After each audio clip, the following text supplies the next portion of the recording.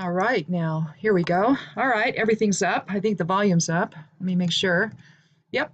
Okay, awesome.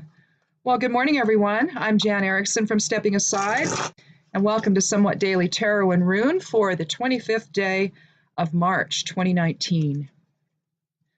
Well, I hope everyone had a good weekend. Everybody in this country waited on bated breath with the what was going to happen with the Mueller report. Unfortunately, we still don't know, do we? The nonsense the AG put out was just that, nonsense. So we're not going to know till we see it.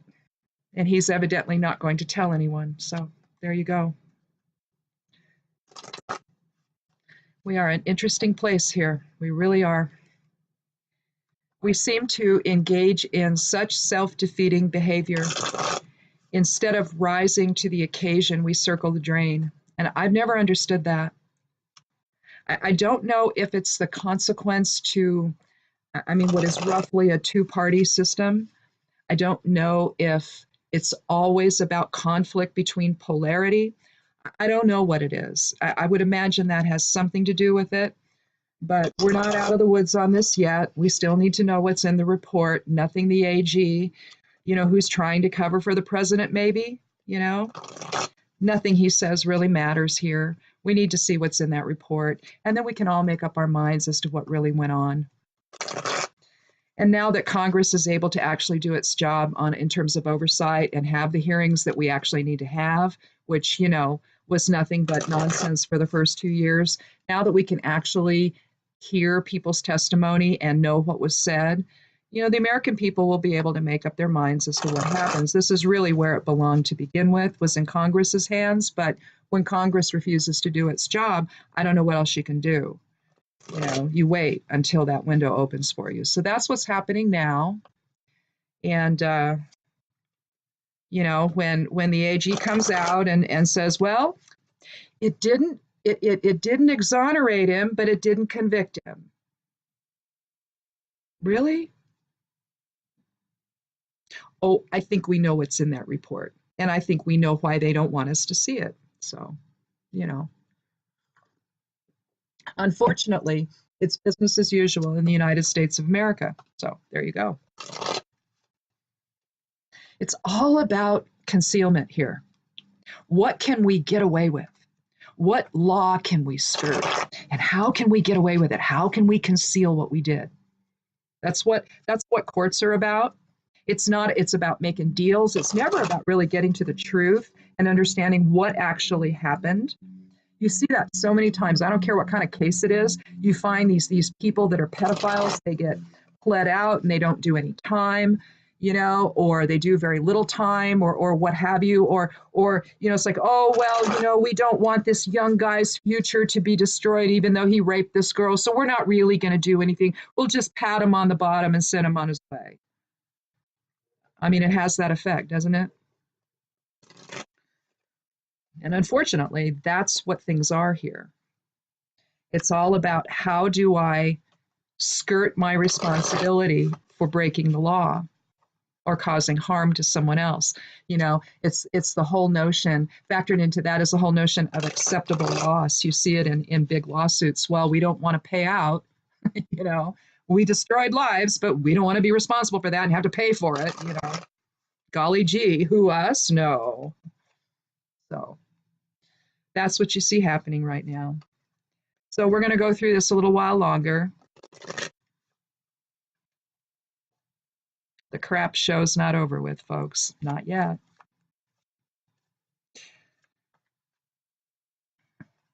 So, in any event, today being a 7 numerology, we're looking at balance.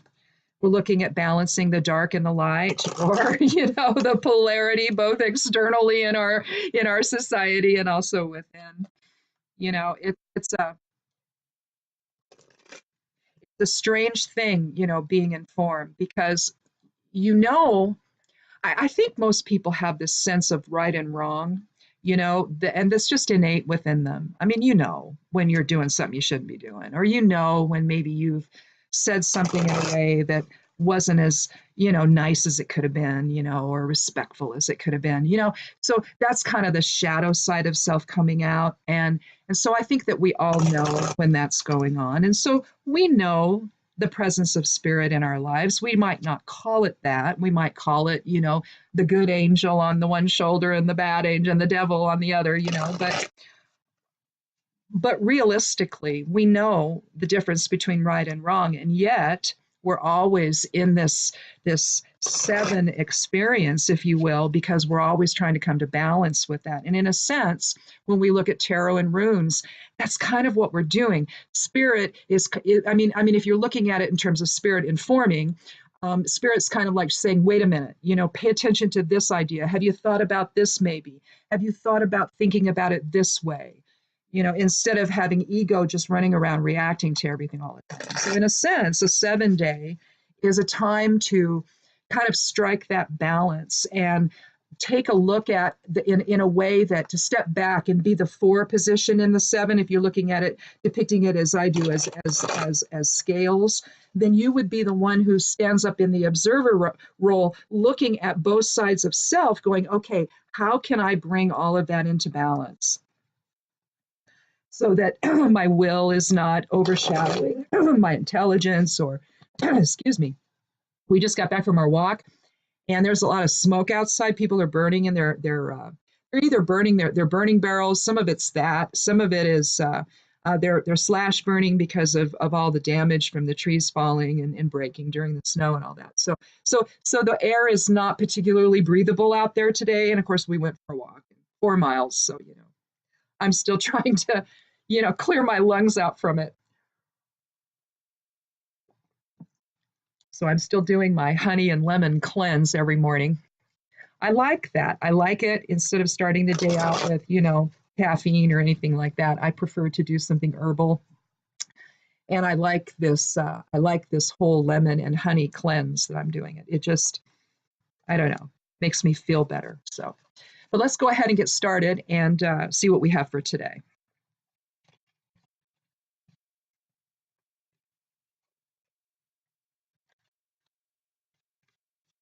Well, I can't count today. My cards aren't moving well in my hands. How I do this, if you've never been here before, assuming I can speak, I do 3 cards. I started out this whole series doing just 1 card and 1 rune, but then it grew to 3 cards and 1 rune. But the cards, how I draw them, I don't lay out 3 cards in a row like I would in a normal 3-card reading. How I do this is I count 13 and I take the 13th card each time because I want it to be random. So that's my process. And so for the first card today, we've got the 3 of Wands. Let's get this in a good spot so you can see it. Here we see a man of means, likely a merchant. I mean, it could be somebody royal, maybe a prince or something. There's not the, I don't have my magnifying glass up here, I don't think, so I can't really look at it very well. I'll get close and see it. I don't think he's wearing a crown. I think that's just another type of I'm not sure what that is on his head. I can't really see it. Anyhow, but where he's holding 3 staffs. Well, he's not holding 3 staffs. He's got 1 staff that he's got his hand on. The other 2 are standing behind him. So almost like he stepped through the doorway into new experiences.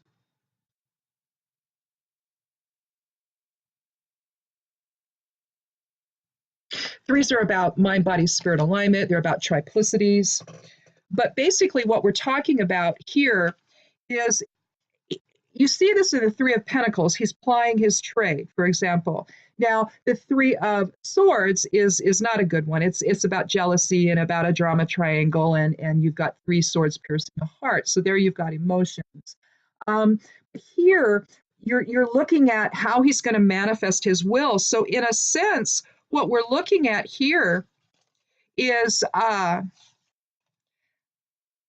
he's looking out over the expanse into new experiences, isn't he? You can kind of see way in the distance there.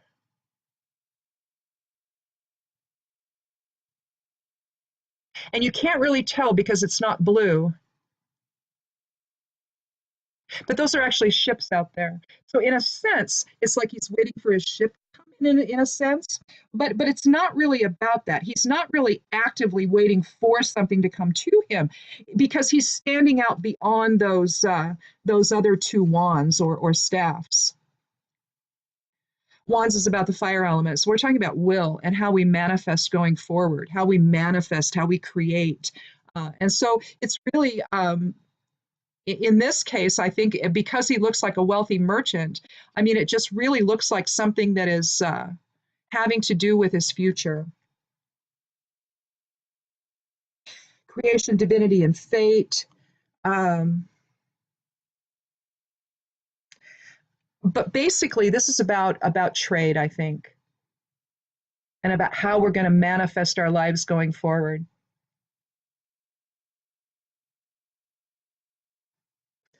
Another card, though.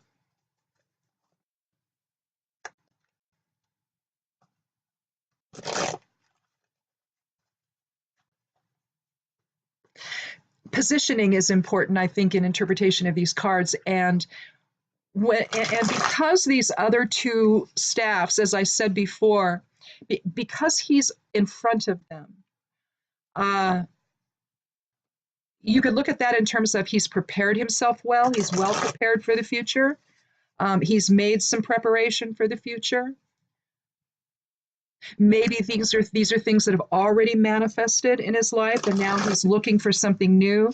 But it also, because he's standing in between them, it's almost like he's crossed the threshold into something new, and he's just waiting for it to manifest, or waiting for the fruits of his own labors to manifest.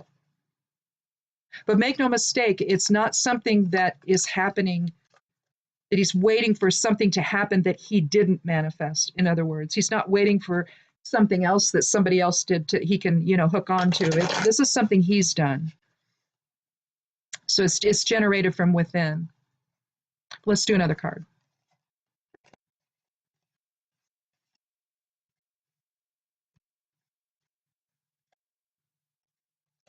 Well, here we have the Hierophant, and we had him last week.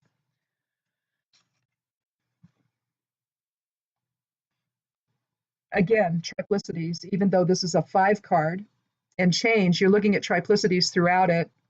You're seeing the Triple Crown. You're seeing the triplicity of the enlightened teacher and the 2 adepts below, or monks below. You see the keys of knowledge and balance. You see three crosses going up that, whatever this thing is, I don't know. It's part of his whole priestly, popely, I don't know, dress that they wear. So anyhow, we're talking 3 crosses there. So you see, and here again, we see some synchronicity because he sits between 2 pillars. We see the 3, I don't know, on his scepter of whatever this is, his staff or scepter. You see the three lines that they're up at the top. Again, creation, divinity, fate, mind, body, spirit. But the Hierophant is the enlightened teacher, and it's also the holy guardian angel, represents that, about knowledge, tradition, and structure. So again, you're seeing the same triplicity contained within this 5.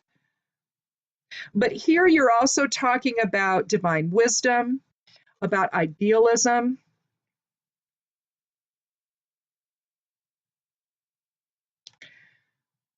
I mean, it could mean social approval. It could, because here they're looking to him for approval.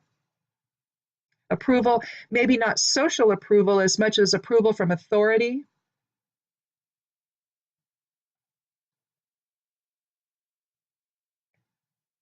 But at the same time, you can see the synchronicity here with him standing between the 2 staffs. So it's a doorway into knowledge. Here is a doorway into new manifested experience, maybe, or new creation. Here, it's no different, really. The doorway to knowledge.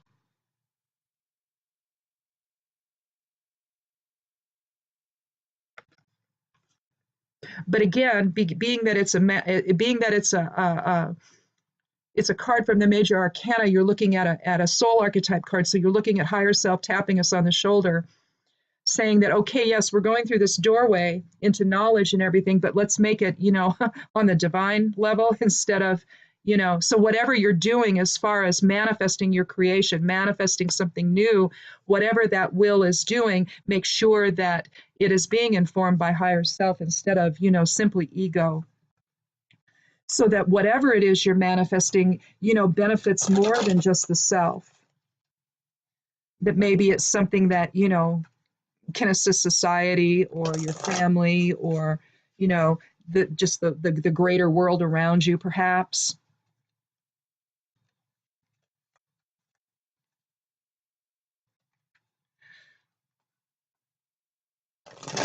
And collectively you've got a numerology of 8 there, so even greater harmony, but harmony that's spirit based, that's spirit informed, that allows you to see the greater unified consciousness, the unity consciousness that is all of us, really. Let's do another card.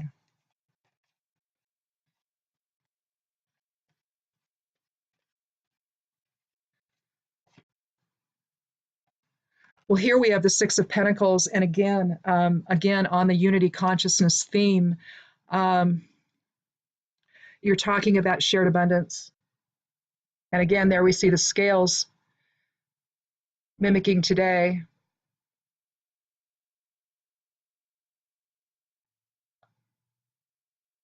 But maybe whatever we've manifested here, because this could be the same individual who's sharing his abundance, whatever we've manifested here today, or whatever we're manifesting, our will is manifesting, whatever we're creating, what doorway we've gone through into something new, whatever is manifested with that, hopefully we have allowed ourselves to be informed by spirit in terms of that process so that we understand the greater awareness of self, that is not just simply a service to self experience, but that it really is living in service to others. And here he's taken whatever abundance he's gathered and gained from the experience in the Three of Wands, whatever he's manifested, whatever he's created, because of that spirit essence within, because of that awareness, he's able to then extend that to other people.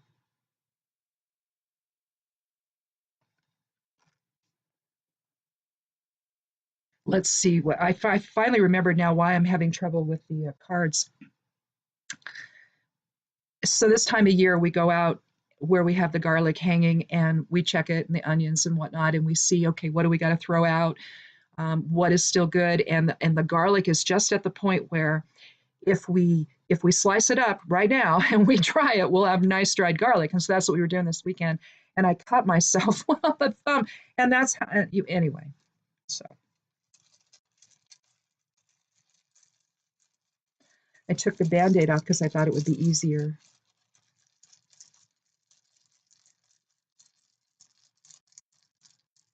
I'm not someone who can use knives. I'm really not. And at some point in my life, I decided the thing to do would be to buy whole chickens at the store. Instead of cut up chicken to cook, I would buy the whole fryer, right? And I'd either stick it whole in the crock pot or whatever, and I'd never cut it up. And then I got brave and I decided to cut it up. We just kept the Band-Aids nearby. It's like, oh no, there she goes. Anyhow, Birkenau. His name is Rune. Birkenau is the 18th rune of the Elder Futhark. We're talking a 9 energy, so energy of completion. It's about birth. You see Kenaz in the middle, so there's an awakening that's involved. You see Laguz at the top.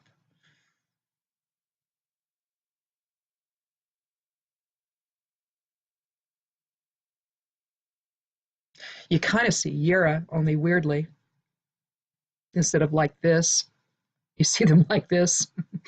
So energy is not actually being exchanged, it's being given birth to. So you're, even though there is definitely an exchange between mother and fetus, there is an exchange there. In truth, it's more one directional, isn't it? You're giving birth to something. And so basically, that's what we're doing here. There's some synchronicity with the three, isn't it? If we're waiting to manifest something, or we're waiting something that we've put time in on to manifest.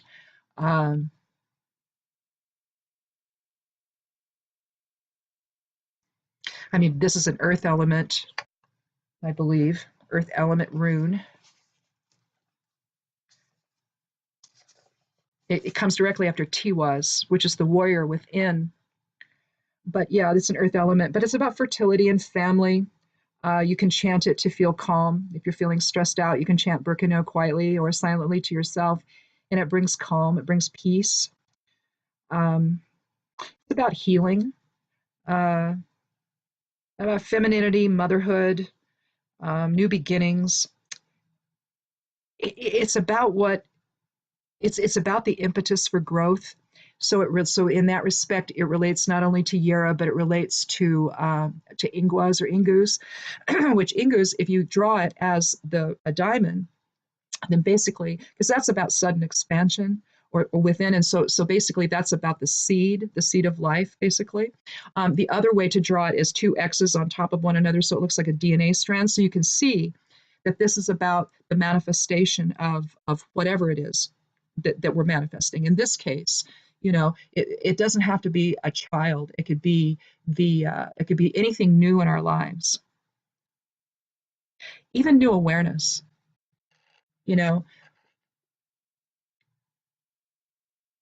If we've been given, for example, and that's where the Hierophant really comes in, I think. If we have been given all of our lives to a more self-focus, maybe we have a hard time extending ourselves to other people. Maybe we have a hard time showing gratitude.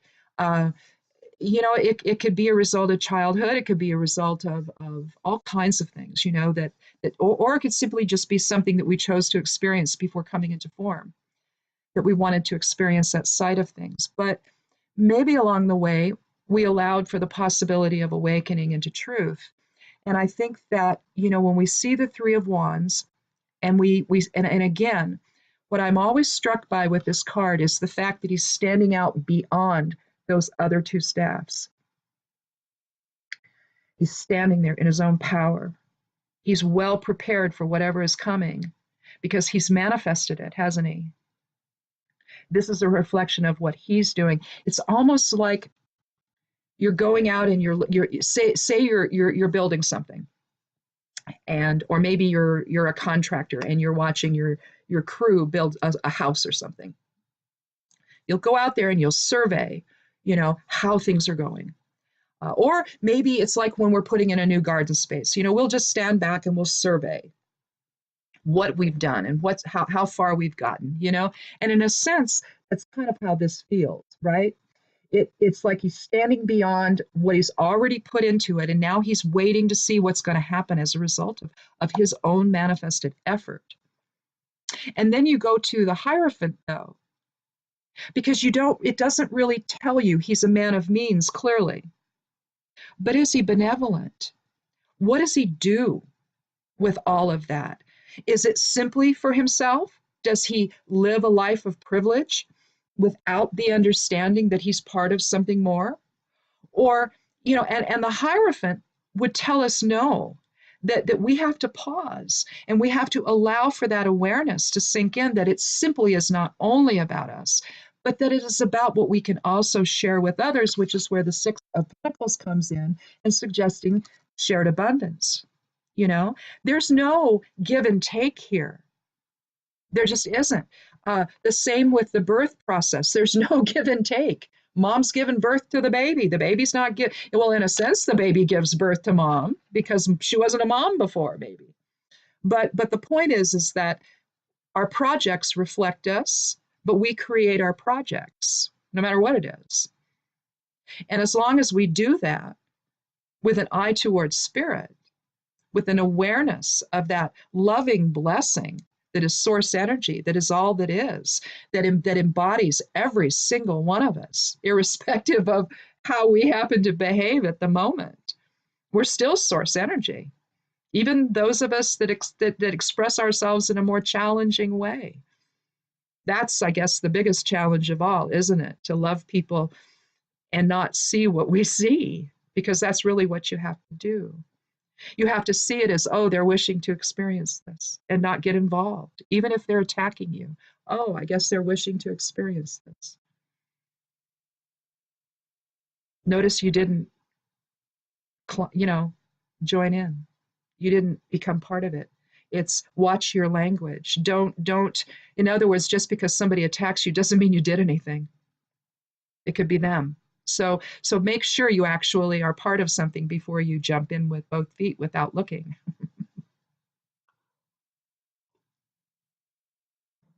We don't always have to jump in the fray. We don't always have to react. We can simply be and observe.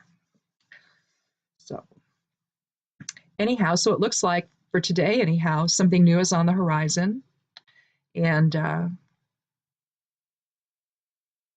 just be in the shared abundance mindset. Understand that whatever it is that you've created, whatever it is you're manifesting, might actually be of help to other people, might benefit other people. Allow for benevolence within that process.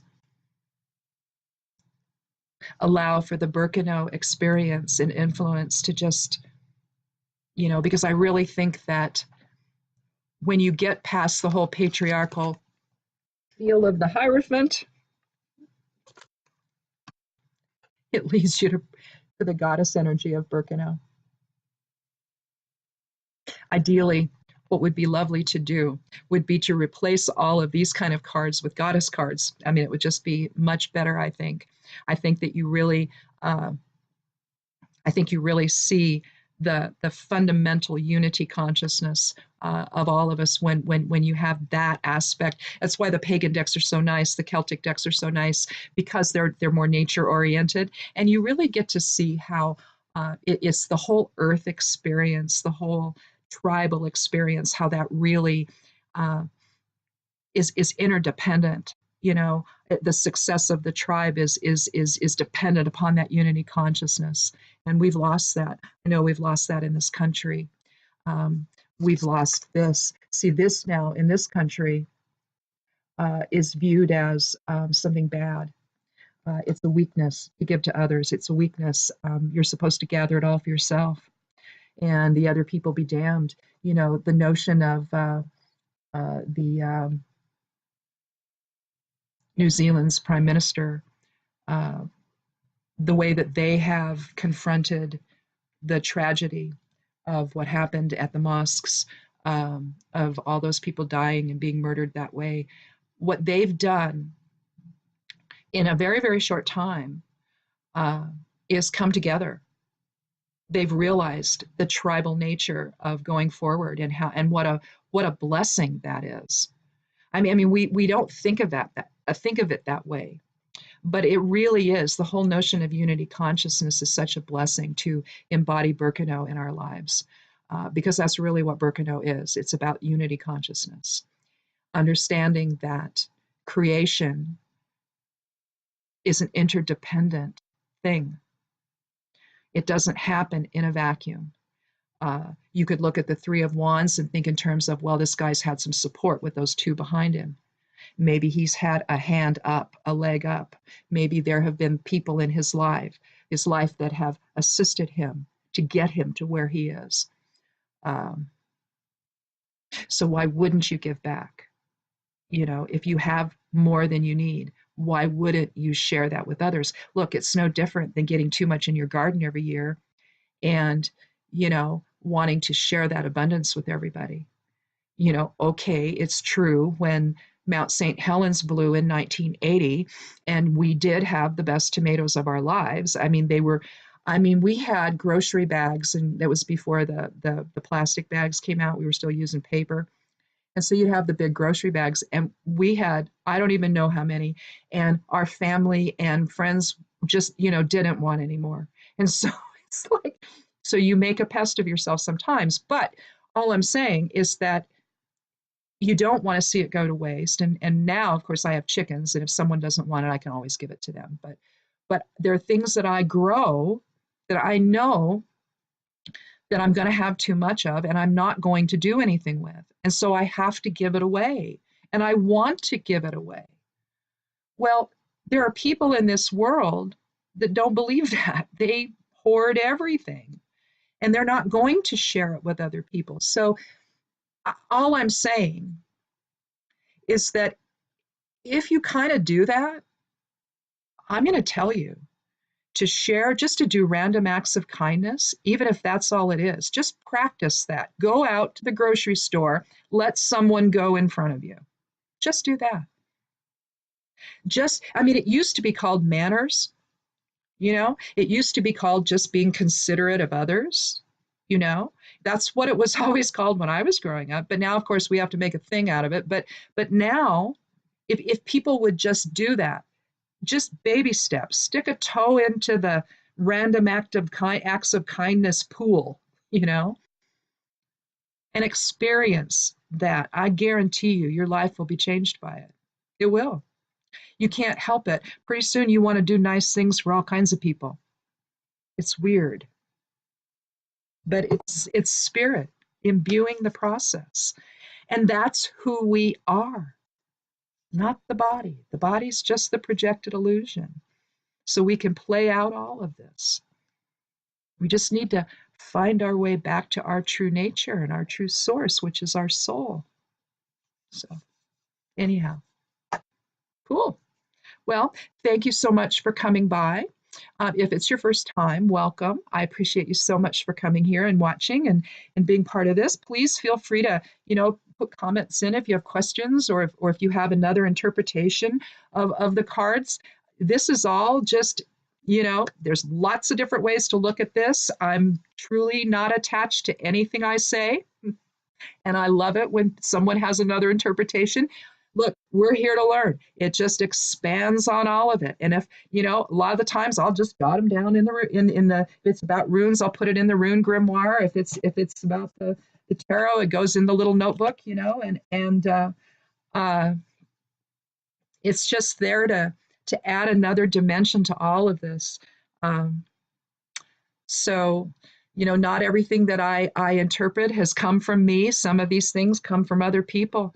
I do a lot of research. I think that there's an awful lot of people out there that talk about tarot that have some wonderful things to say about it, extraordinarily insightful.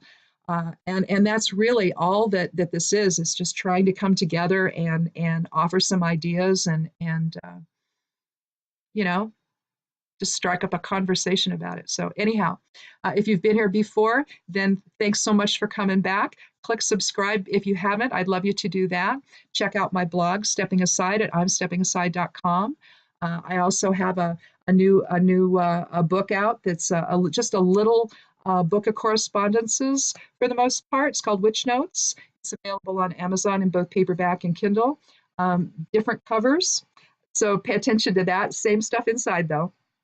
It's just that the Kindle one, the moonshot, it was too blurry, and I couldn't get it to bring into focus enough so that they would accept it, in the paperback, with the paperback aspect of it. So I had to change to a different cover. Anyhow, it was an alternate one I had, so it's not like I had to create one. I had it there, so I used it, but anyhow. So check that out if you want to. There's some other stuff, other books I've written. You can check those out as well. They're on the blog. They're also listed in Amazon. I do all my stuff there. But other than that, thanks so much for coming by. We'll see you tomorrow. And be good to yourself. Be good to one another. And blessed be.